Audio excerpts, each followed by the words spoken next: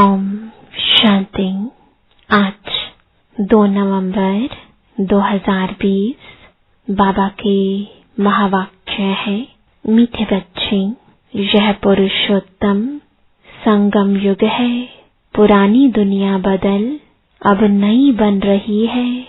तुम्हें अब पुरुषार्थ कर उत्तम देव पद पाना है। प्रश्न है, सर्विसेबल बच्चों की बुद्धि में कौन सी बात सदैव याद रहती है?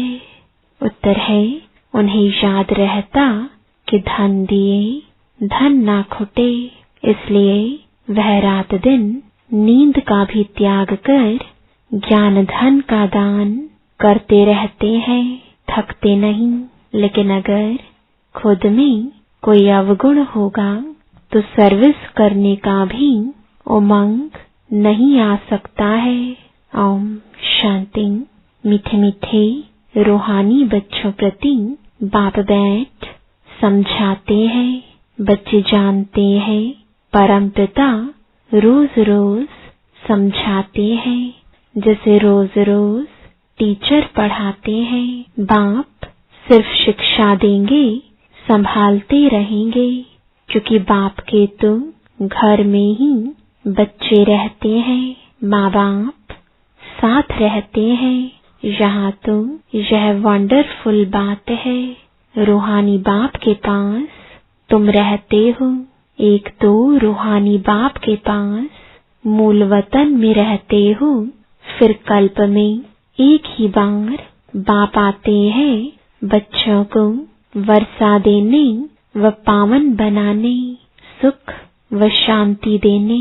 तो जरूर नीचे आकर रहते होंगे। इसमें ही मनुष्यों का मुझारा है, गायन भी है। साधारण तन में प्रवेश करते हैं।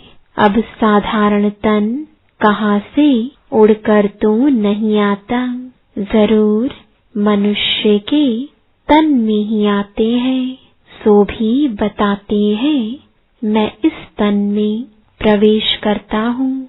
तुम बच्चे भी अब समझते हो, बाप हमको स्वर्ग का वर्षा देने आए हैं। जरूर हम लायक नहीं हैं, पतित बन गए हैं। सब कहते भी हैं, हे पतित पावन आओ, आकर हम पतितों को पावन बनाओ। बाप कहते हैं, मुझे कल्प कल्प पतितों को पावन करने की ड्यूटी मिली हुई है। हे बच्चों, अब इस पतित दुनिया को पावन बनाना है। पुरानी दुनिया को पतित, नई दुनिया को पावन कहेंगे। गोया पुरानी दुनिया को नया बनाने बाप आए हैं। कलयुग को तो कोई भी नई दुनिया नहीं कहेंगे। यह तो समझ की बात है ना। कलयुग है, पुरानी दुनिया। बाप भी आएंगे जरूर पुराने और नए के संगम पर। जब कहाँ भी तुम यह समझाते हो तो बोलो, यह पुरुषोत्तम संगम युग है। बाप आया हुआ है। सारी दुनिया में ऐसा कोई मनुष्य नहीं जिसको यह पता हो कि यह पुरुषोत्तम संगम युग है। जरूर तुम संगम युग पर हो, तब तो समझाते हो। मुख्य बात है ही संगम युग की, तो पॉइंट्स भी बहुत जरूरी है। जो बात कोई नहीं जानते वह समझानी पड़े। इसलिए बाबा ने कहा था, यह जरूर लिखना है कि अब पुरुषोत्तम संगम युग है। नए युग अर्थात सतयुग के चित्र भी है। मनुष्य कैसे समझे कि यह लक्ष्मी नारायण सतयुगी नई दुनिया के मालिक हैं। उनके ऊपर अक्षर जरूर चाहिए, पुरुषोत्तम संगम युग। यह जरूर लिखना है, क्योंकि यही मुख्य बात है। मनुष्य समझते हैं कलयुग में अभी बहुत वर्ष पड़े हैं, बिल्कुल ही घोर अंधियारे में है तो समझाना पड़े नई दुनिया के मालिक यह लक्ष्मी नारायण है। यह है पूरी निशानी। तुम कहते हो इस राज्य की स्थापना हो रही है। गीत भी है नवयुग आया, अज्ञान नींद से जागो। यह तुम जानते हो अब संगम युग है। इनको नवयुग नहीं कहेंगे, संगम को संगम युग ही कहा जाता है। यह है पुरुषोत्तम संगम युग। जबकि पुरानी दुनिया खत्म हो और नई दुनिया स्थापन होती है।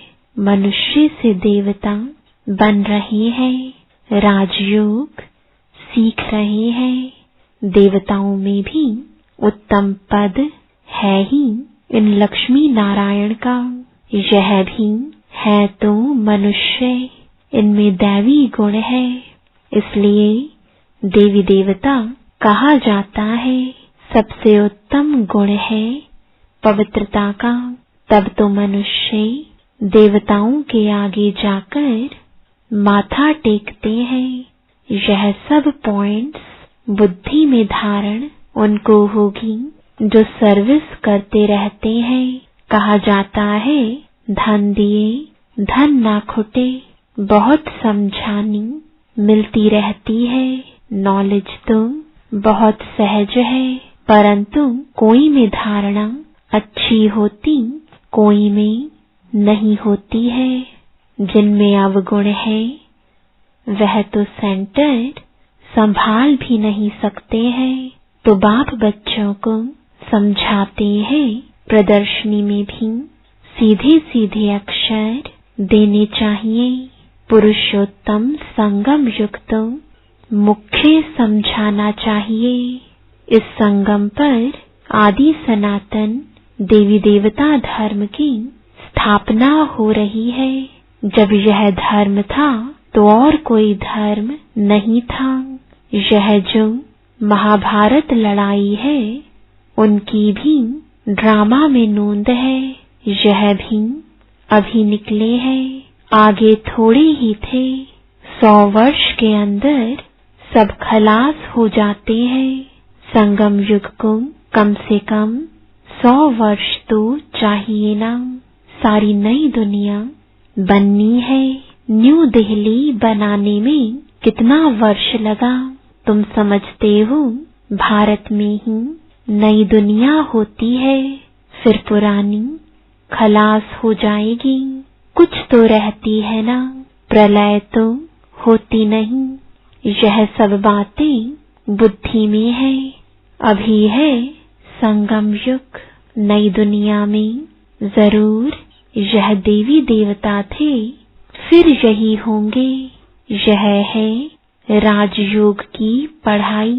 अगर कोई डिटेल में नहीं समझा सकते हैं तो सिर्फ एक बात बोलो, परमपिता परमात्मा जो सबका बाप है उनको तो सब याद करते हैं।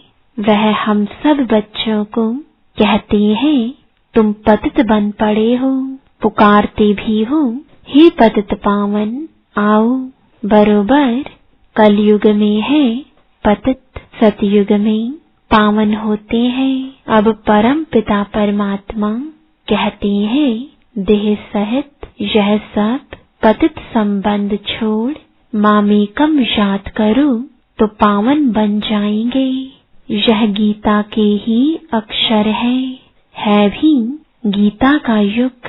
गीता संगम युग पर ही गाई हुई थी, जबकि विनाश हुआ था। बाप ने राजयोग सिखाया था, राजाएं स्थापन हुई थी, फिर जरूर होगी। यह सब रूहानी बाप समझाते हैं ना। चलो इस तन में न आए और कोई में भी आए, समझानी तो बाप की है ना। हम इनका तो नाम लेते नहीं हैं, हम तो सिर्फ बतलाते हैं। बाप कहते हैं मुझे याद करो तो तुम पावन बन और मेरे पास चले आएंगे। कितना सहज है, सिर्फ मुझे याद करो और 84 के चक्र का ज्ञान बुद्धि में हो। जो धारणा करेगा वह चक्रवर्ती राजा बनेगा। यह मैसेज तुम सब धर्म वालों के लिए है। घर तुम सबको जाना है, हम भी घर का ही रास्ता बताते हैं। पादरी आदि कोई भी हो, तुम उनको बाप का संदेश दे सकते हो। तुमको खुशी का बहुत पारा चढ़ना चाहिए। परम पिता परमात्मा कहते हैं, मामेकम याद करो तो तुम्हारे विकर्म विनाश होंगे। सबको यही याद कराओ। बाप का पैगाम सुनाना ही नंबर 1 सर्विस है। गीता का युग भी अब है। बाप आए हैं, इसलिए वही चित्र शुरू में रखना चाहिए। जो समझते हैं हम बाप का पैगाम दे सकते हैं, तो तैयार रहना चाहिए। दिल में आना चाहिए, हम भी अंधों की लाठी बने। यह पैगाम तुम कोई को भी दे सकते हो। बीके का नाम सुनकर ही डरते हैं। बोलो, हम सिर्फ बाप का पैगाम देते हैं। परमपिता परमात्मा कहते हैं, मुझे याद करो। बस हम किसकी ग्लानि नहीं करते। बाप कहते हैं, मामेकम याद करो। मैं ऊंच ते ऊंच पतित पावन हूँ। मुझे याद करने से तुम्हारे विकर्म विनाश होंगे। यह नोट करो, यह बहुत काम की चीज है। हाथ पर व बाह पर अक्षर लिखाते हैं ना, यह भी लिख दो। इतना सिर्फ बताया तो भी रहमदिल कल्याणकारी बने। अपने से प्रण करना चाहिए। सर्विस जरूर करनी है, फिर आदत पड़ जाएगी। यहाँ भी तुम समझा सकते हो, चित्र दे सकते हो। यह है पैगाम देने की चीज। लाखों बन जाएंगे। घर घर में जाकर पैगाम देना है। पैसा कोई दे ना दे, बोलो बाप तो है ही गरीब निवास। हमारा फर्ज है घर घर में पैगाम देना। यह बाप दादा, इनसे यह वर्षा मिलता है। 84 जन्म यह लेंगे। इनका यह अंतिम जन्म है। हम ब्राह्मण हैं, तो फिर देवता बनेंगे। ब्रह्मा भी ब्राह्मण है। प्रजापिता ब्रह्मा अकेला तो नहीं होगा ना, जरूर ब्राह्मण वंशावली भी होगी ना। ब्रह्मा सो विष्णु देवता, ब्राह्मण है चोटी, वही देवता क्षत्रिय वैश्य शूद्र बनते हैं। कोई जरूर निकलेंगे जो तुम्हारी बातों को समझेंगे। पुरुष भी सर्विस कर सकते हैं। सवेरे उठकर मनुष्य जब दुकान खोलते हैं तो कहते हैं, सुबह का साईं। तुम भी सवेरे सवेरे जाकर बाप का पैगाम सुनाओ। बोलो, तुम्हारा धंधा बहुत अच्छा होगा। तुम साईं को याद करो तो 21 जन्म का वर्षा मिलेगा। अमृत वेले का टाइम अच्छा होता है। आजकल कारखानों में माताएं भी बैठ काम करती हैं। यह बैज भी बनाना बहुत सहज है। तुम बच्चों को तुम रात दिन सर्विस में लग जाना चाहिए। नींद हराम कर देनी चाहिए। बाप का परिचय मिलने से मनुष्य धड़ के बन जाते हैं। तुम किसको भी पैगाम दे सकते हो। तुम्हारा ज्ञान तो बहुत ऊंचा है। बोलो, हम तो एक को याद करते हैं। क्राइस्ट की आत्मा भी उनका बच्चा थी। आत्माएं तुम सब उनके बच्चे हैं। वही गॉडफादर कहते हैं कि और कोई भी देहधारियों को मत याद करो, तुम अपने को आत्मा समझ मामेकम याद करो, तो विकर्म विनाश हो जाएंगे, मेरे पास आ जाएंगे। मनुष्य पुरुषार्थ करते ही हैं घर जाने के लिए, परंतु जाता कोई भी नहीं। देखा जाता है बच्चे अभी बहुत ठंडे हैं, इतनी मेहनत पहुंचती नहीं, बहाना करते रहते हैं। इसमें बहुत सहन भी करना पड़ता है। धर्म स्थापक को कितना सहन करना पड़ता है। क्राइस्ट के लिए भी कहते हैं उनको क्रॉस पर चढ़ाया। तुम्हारा काम है सबको संदेश देना, उसके लिए युक्तियां बाबा बताते रहते हैं। कोई सर्विस नहीं करते हैं तो बाबा समझते हैं धारणा नहीं है। बाबा राय देते हैं कैसे पैगाम दो। ट्रेन में भी तुम यह पैगाम देते रहो, तुम जानते हो हम स्वर्ग में जाते हैं, कोई शांति धाम में भी जाएंगे ना। रास्ता तुम ही बता सकते हो, तुम ब्राह्मणों को ही जाना चाहिए। है तो बहुत, ब्राह्मणों को कहाँ तो रखेंगे ना। ब्राह्मण देवता क्षत्रिय प्रजापिता ब्रह्मा की औलाद तो जरूर होंगे ना। आदि में है ही ब्राह्मण, तुम ब्राह्मण हो ऊंचे ते ऊंच, वह ब्राह्मण है कुखवंशावली। ब्राह्मण तो जरूर चाहिए ना, नहीं तो प्रजापिता ब्रह्मा के बच्चे ब्राह्मण कहाँ गए। ब्राह्मणों को तुम बैठ समझाओ तो वह झट समझ जाएंगे। बोलो तुम भी ब्राह्मण हो, हम भी अपने को ब्राह्मण कहलाते हैं। अब बताओ तुम्हारा धर्म स्थापन करने वाला कौन। ब्रह्मा के सिवाय कोई नाम ही नहीं लेंगे। तुम ट्रायल कर देखो, ब्राह्मणों के भी बहुत बड़े बड़े कुल होते हैं। पुजारी ब्राह्मण तो ढेर है। अजमेर में ढेर बच्चे जाते हैं। कभी कोई ने समाचार नहीं दिया कि हम ब्राह्मणों से मिले। उनसे पूछा तुम्हारा धर्म स्थापन करने वाला कौन। ब्राह्मण धर्म किसने स्थापन किया। तुमको तो मालूम है सच्चे ब्राह्मण कौन है। तुम बहुतों का कल्याण कर सकते हो। यात्राओं पर भक्त ही जाते हैं। यह चित्र तो बहुत अच्छा है लक्ष्मी नारायण का। तुमको मालूम है जगत अम्बा कौन है, लक्ष्मी कौन है। ऐसे ऐसे तुम नौकरों भीलनियों आदि को भी समझा सकते हो। तुम्हारे बगैर तो कोई है नहीं जो उन्हों को सुनाए। बहुत रहम दिल बनना है। बोलो तुम भी पावन बन पावन दुनिया में जा सकते हो। अपने को आत्मा समझो, शिव बाबा को याद करो। शौक बहुत होना चाहिए किसको भी रास्ता बताने का।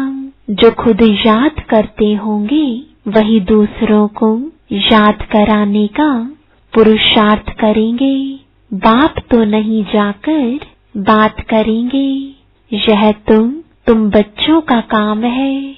गरीबों का भी कल्याण करना है। बेचारे बहुत सुखी हो जाएंगे। थोड़ा याद करने से प्रजा में भी आ जाएं, वह भी अच्छा है। यह धर्म तो बहुत सुख देने वाला है। दिन प्रतिदिन तुम्हारा आवाज जोर से निकलेगा। सबको यही पैगाम देते रहो।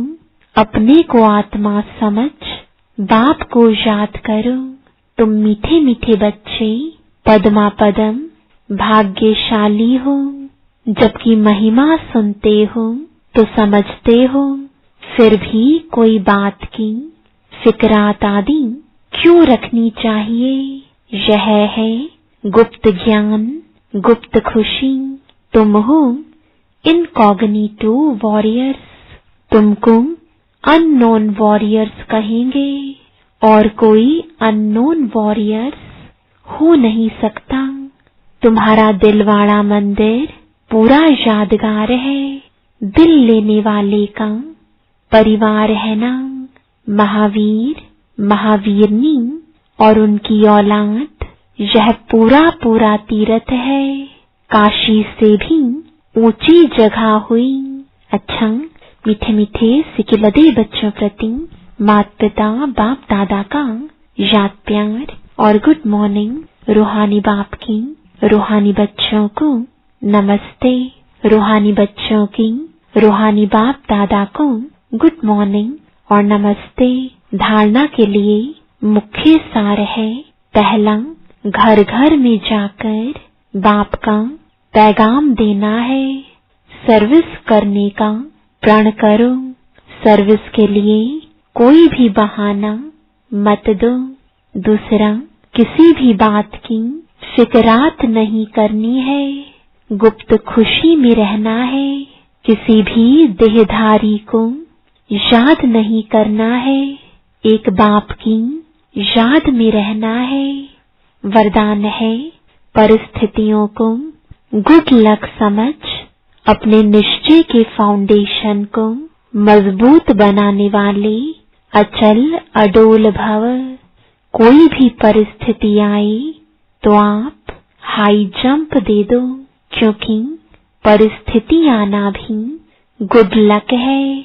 यह निश्चय के फाउंडेशन को मजबूत करने का साधन है।